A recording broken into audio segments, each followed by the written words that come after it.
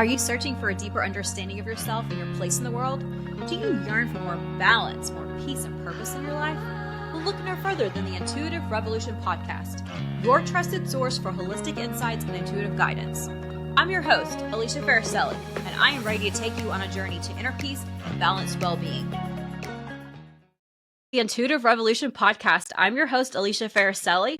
We're going to have such a amazing conversation today, something that we haven't spoken about on our podcast yet. Anneke is here with us today. She's going to talk a little bit about some, what you may consider controversial subjects, but something that definitely needs to come out into the public and for people to have an open mind and just to really explore this topic that we're going to talk about today. Polyamorous individuals and all kinds of stuff, and how she got into this and through neurodivergency, just kind of how she got her travel into that. So yeah, welcome to the show. Thank you so much for having me. I'm really excited. Yes. So tell me, Anneke, a little bit about yourself, what you're doing, and how you got started in this. So what I'm doing right now is I am a coach. I primarily market myself towards polyamorous individuals and neurodivergent individuals. So I have been trained by the Coactive Training Institute. I'm getting my certification through them and through the International Coaches Federation. And my start, when I was a kid, my mom actually went through this training program. Oh, wow. And she was a coach. And so that sort of planted the seed of this is a career, this is a thing I could do. And then it sort of faded into the background a little bit as I grew up, and I wanted to work with autistic people. I discovered in college that I just had this passion for it. And it took me a while to realize that I probably recognized a lot of myself in the diagnostic criteria, which is why I was so gung-ho for it. But so I became a behavior analyst. And I really soon figured out that behavior analysis was not for me. Wow. The way that I was taught behavior analysis in my master's program was, here's a set of principles and rules that you can use to understand behavior. The way that behavior analysis is used in the real world is, here are a bunch of principles that you can use to make someone behave neurotypically. And that's not my jam. That's not what I'm about. I believe we need to make society more welcoming and be more accepting of neurodivergence and everything that comes along with it. So eventually I couldn't do it anymore. I thought maybe I could fix the system from within. Absolutely could not. So I threw up my hands and went, what do I do now? My mom went, do you think you could try coaching? And I went, maybe. And I took my first course and I was hooked. That's the very long version. That's fascinating. And I love that you went from behavioral analysis to something that's teaching people how to be conditioned in their life, how to behave in a certain way, and puts people in that box. And you recognize that people don't need to be in that box. They need to be loved and accepted for who they are, especially when they're autistic or they have a neurodivergent, I hate to say disorder because it's not what it is, but that's what I guess they call it. But when you're neurodivergent, it's actually a gift, in my opinion, that you have all of this. So yeah, I love that you did that. So tell me a little bit about working with some of these individuals and what was your kind of response to that? So the best part of my job was working one-on-one with the kiddos in the behavior analytic realm. And everything else was it ranged from sort of banal administrative to just really terrible, like working with insurance companies. And so now in coaching, I get to work directly with my clients and say, okay, forget everybody else. Forget your parents, forget society, forget your teachers, forget whoever's telling you this is what you need to be, this is what you need to do.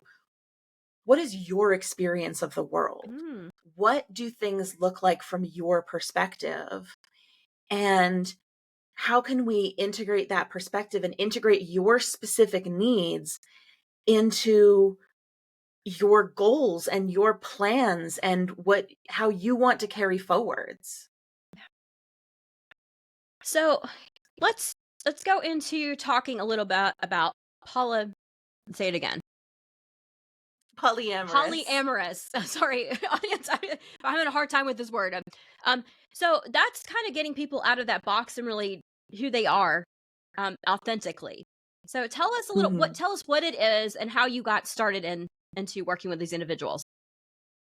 So, polyamory is just, it really simply put, the practice of having multiple romantic relationships. And some people go, oh, that's just open relationships. I'm like, well, it can be, but open relationships can also be its own thing, its own category. There's so much terminology, and I don't want to like flood you with it. So if I say anything that doesn't make sense, please stop me and tell me to You're define my good. terms. Our audience is pretty sophisticated, so Good. I went to a party 5 years ago. I was single. I wasn't looking for a relationship, but I was looking for connections. I was looking to make some new friends. I had been in the city for a while and was still feeling a little lost. And I met this guy. And he's like, "Oh yeah, I'm polyamorous. I have a couple of partners." And we really hit it off and we started dating. And so he was my introduction to what polyamory was. And it was this incredible world of connections that I had never imagined was possible. He and I are no longer together. I'm still with two people that he introduced me to, including his girlfriend's husband. And so my partner and his wife are currently pregnant with twins, and he and I are going to be the oh godparents. wow, It's so the first question that people usually ask when they find out I have multiple relationships is, does everybody know? Is everybody okay with this? And my response is, well, yes. That's how it has to work. That's how polyamory has to work. If people don't know and people don't consent to this dynamic, that's not ethical non-monogamy. That's just right? cheating.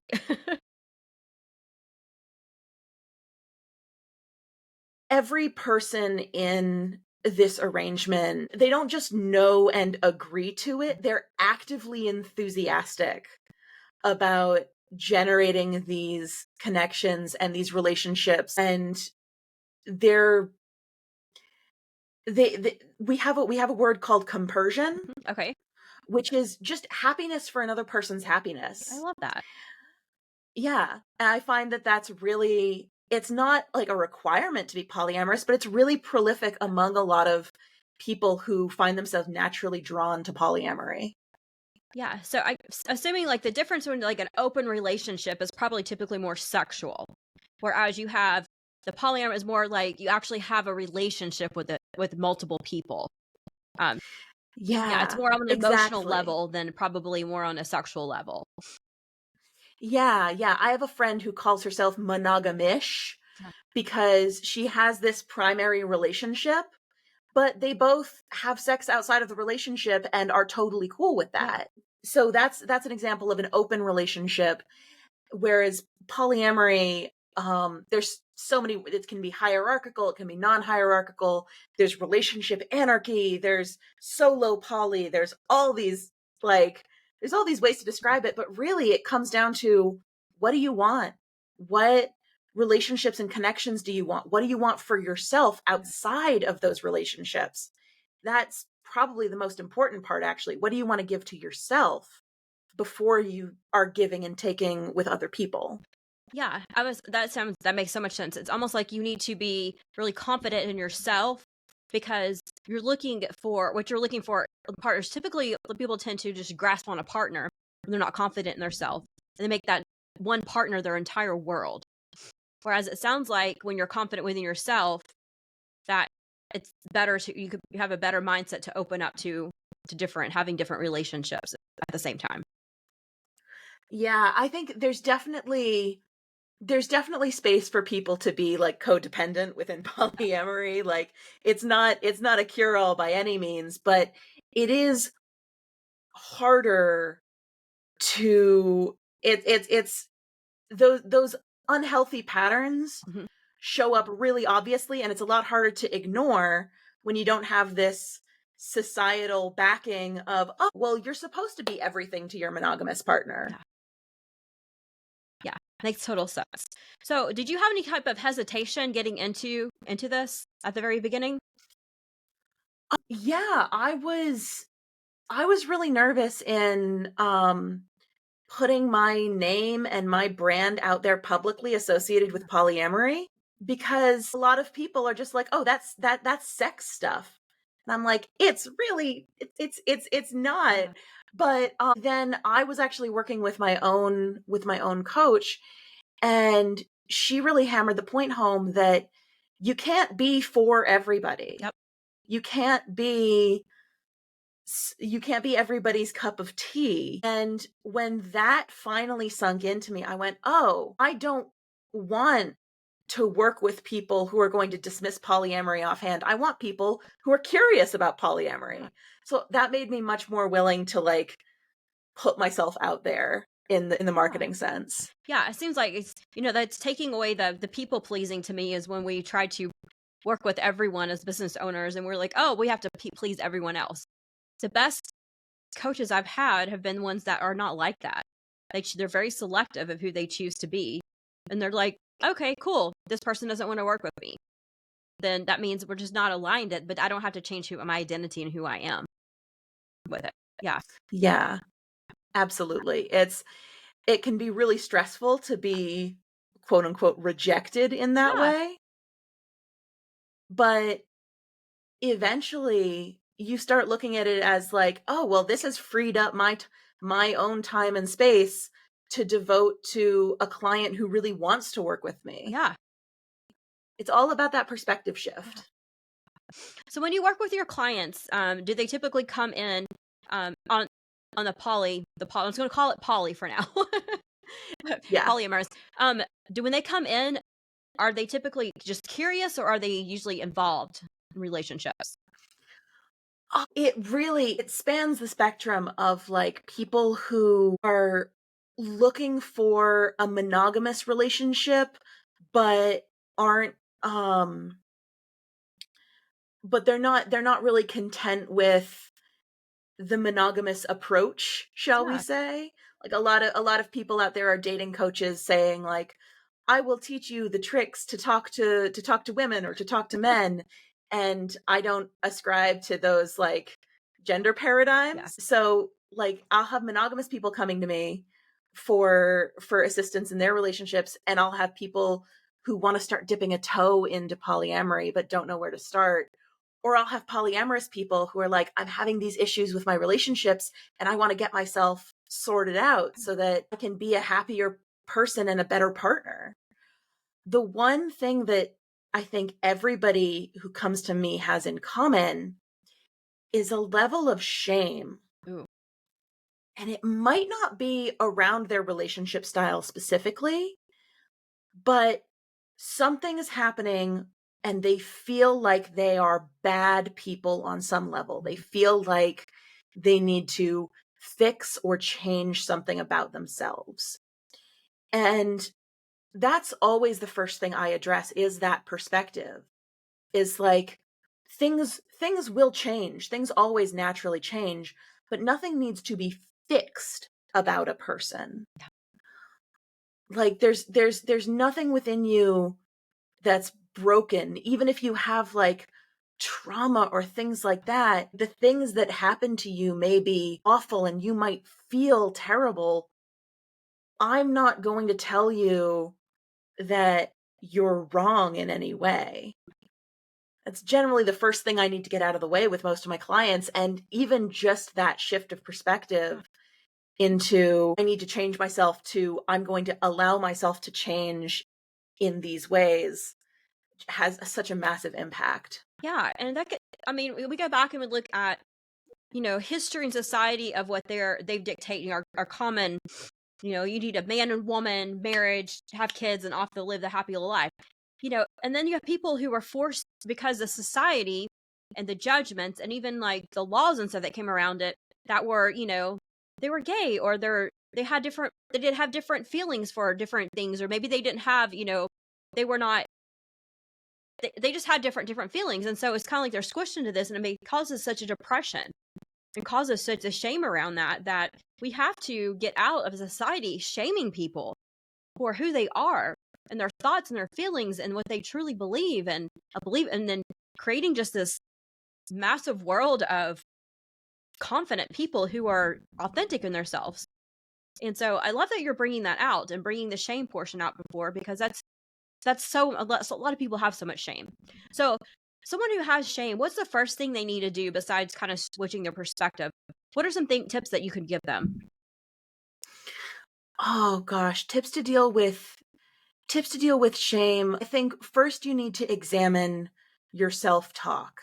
Examine what you're telling yourself is bad. And oftentimes a thing that I'll do for myself as well as for my clients is, if I told a friend this, if a friend confided in me and I said this to a friend, how would that make that friend feel? And would I feel comfortable saying that to a friend? Or is this a mean thing to say?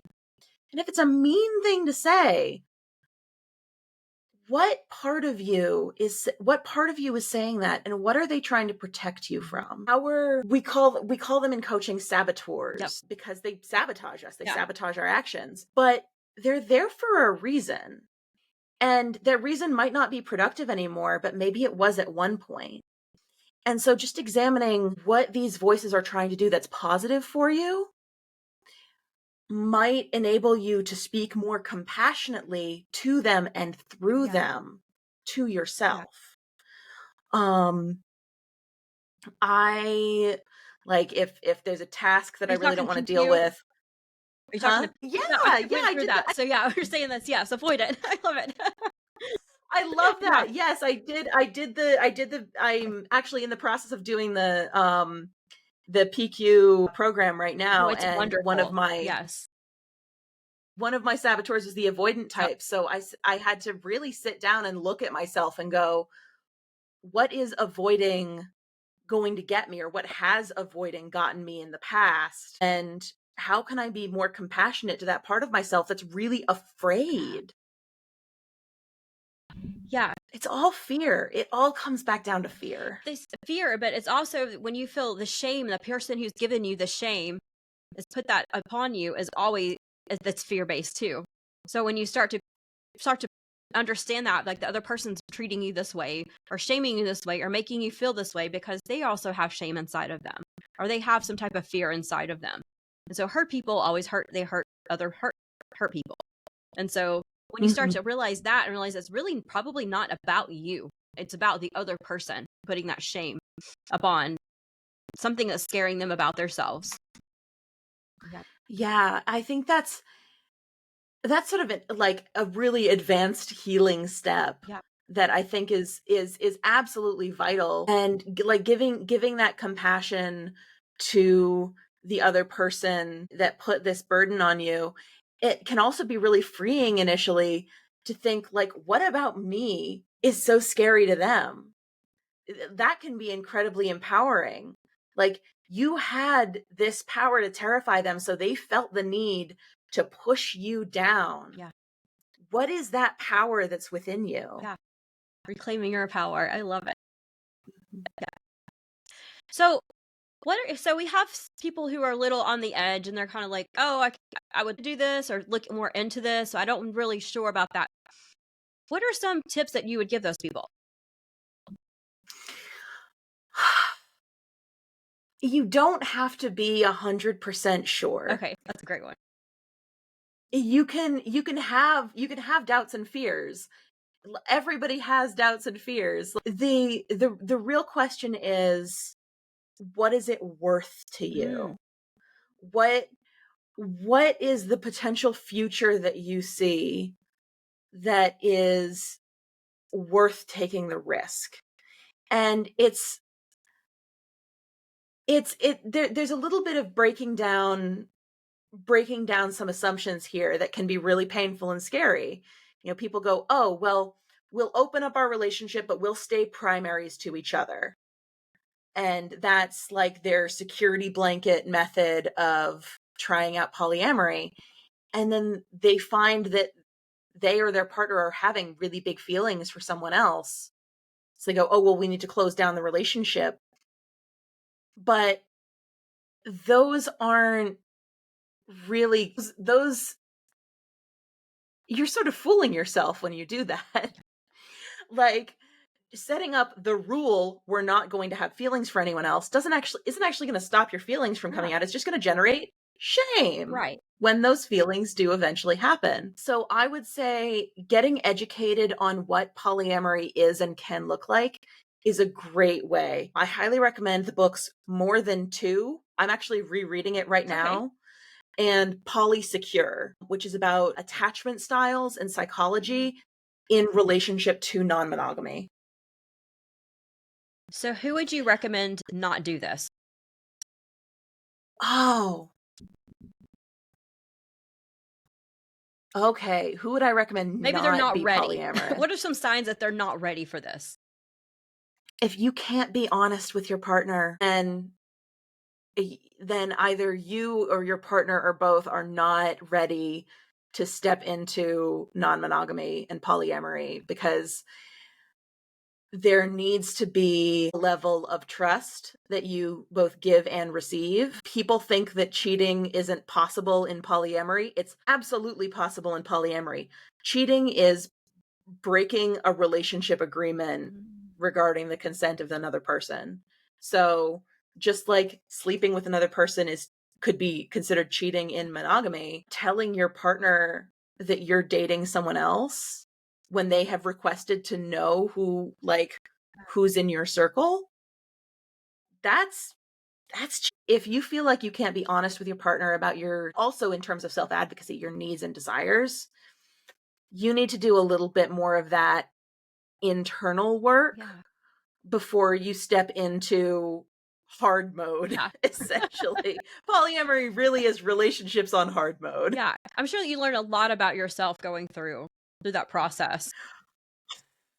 It's the good stuff and the bad stuff. Yeah. You just, and we're all ever evolving as people. So sometimes I wake up and I have a realization and I go, oh, I'm not the same person I was a month ago. I need to update my self-perception in accordance with that because XYZ happened. Yeah, I can only imagine how much, learning you learn about yourself. Not just your just needs and desires, but things that, your shadows that are hidden behind you.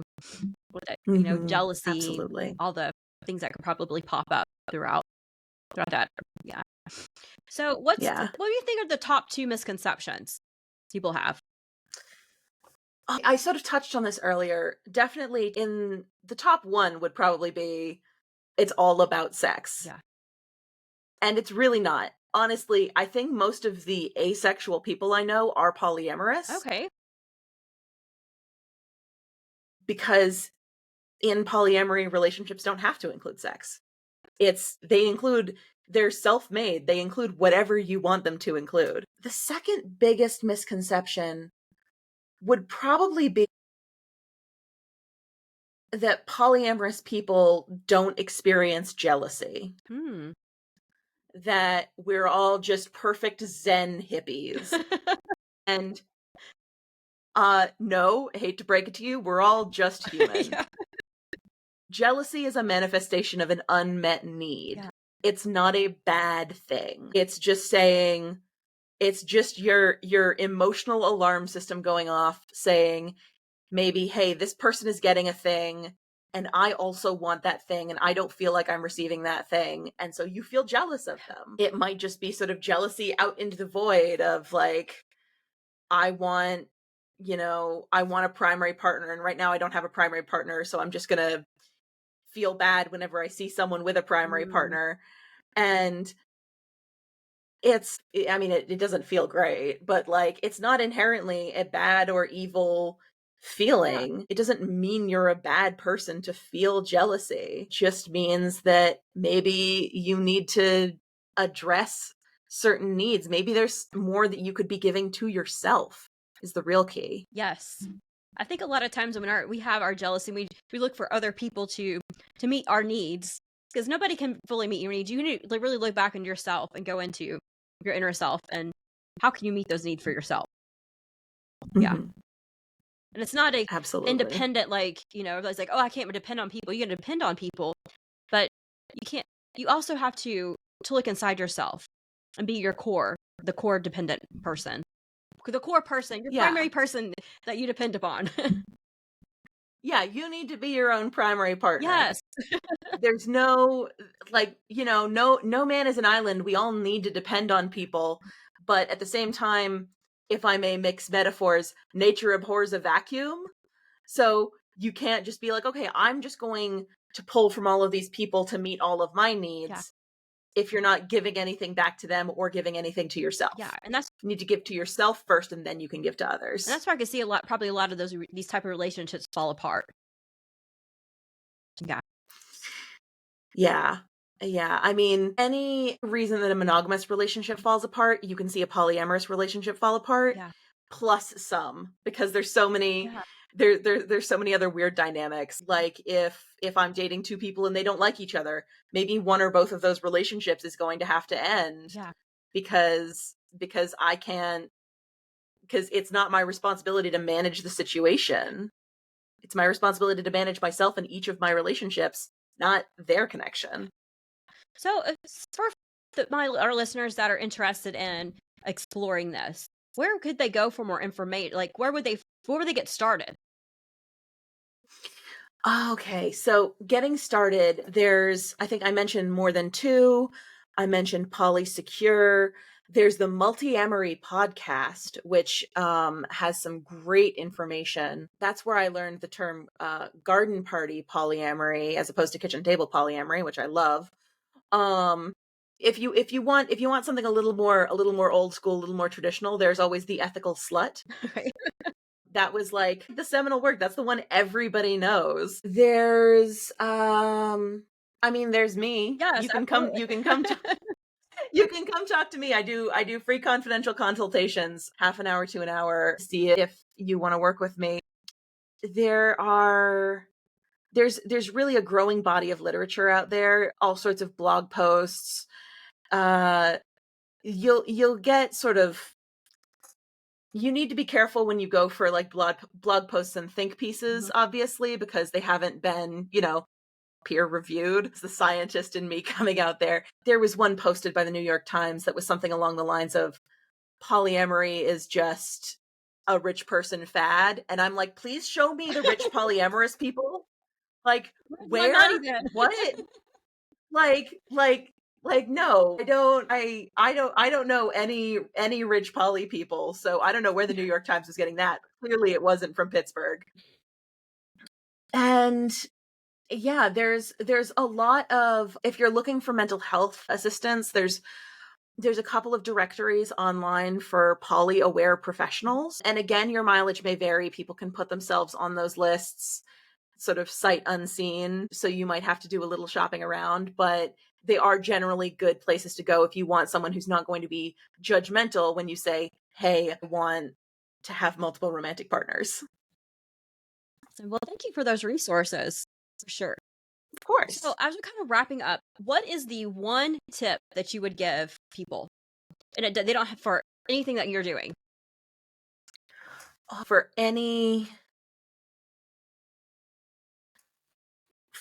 across everybody, it does come back to giving kindness and your values to yourself first is absolutely the key to being able to give them to others. If you want to be a good person and give and give and give to the world, you're going to have to give to yourself first. And I know a lot of people have a lot of trouble with that. Yeah, I love that. That's so key to developing any part of yourself, professionally, personally, relationally, is to give to yourself first. Yeah. So thanks for sharing that. Mm-hmm. Awesome. Well, it's been a pleasure. Thank you so much, Anneke, for coming on here and speaking openly about all the topics that we talked today. I really, really appreciate it. Thank you so much for having me. This was a delightful time. And listeners, all of her information will be in the show notes. So if you want to reach out to her, go schedule a free consultation and just learn some more about it. It may be something that you want to open your mind up to. And if so, then she's definitely the person to go talk to. Yeah, thanks. Thank you so much.